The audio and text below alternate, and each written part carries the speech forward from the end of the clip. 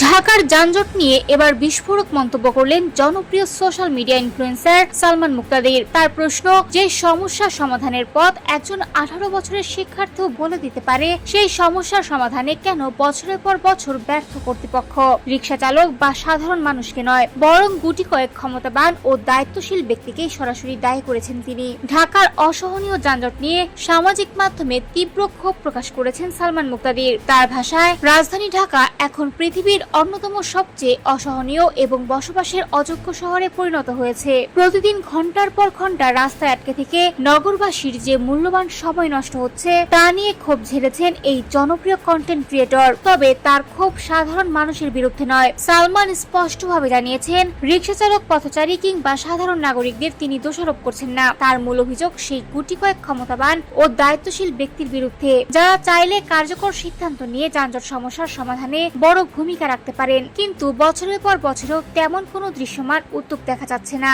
সালমানের দাবি, ঢাকার যানজট নিরসন কোনো অসম্ভব কাজ নয়। তার মতে, স্কুল কলেজে পড়া 18 বছরের একজন শিক্ষার্থীকেও যদি জিজ্ঞেস করা হয়, তাহলেও সে এই সমস্যার সমাধানে কিছু বাস্তবসম্মত পরামর্শ দিতে পারবে। তিনি মনে করেন, সমস্যার সমাধানে সবচেয়ে বেশি প্রয়োজন সৎ সাহস, সঠিক পরিকল্পনা এবং তা বাস্তবায়নের দৃঢ় ইচ্ছাশক্তি। শুধু আলোচনা, প্রতিশ্রুতি কিংবা দায় এড়িয়ে যাওয়ার দিন শেষ হওয়া উচিত বলেও ইঙ্গিত দিয়েছেন তিনি।